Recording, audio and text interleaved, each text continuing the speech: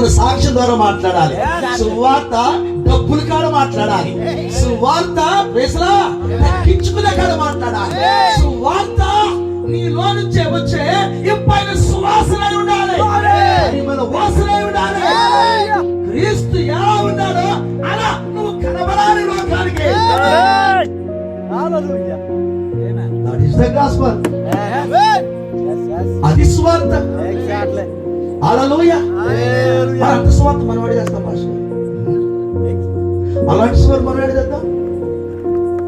అసలు నేను పిలిచిందే ఆ సువార్త చేయడానికి.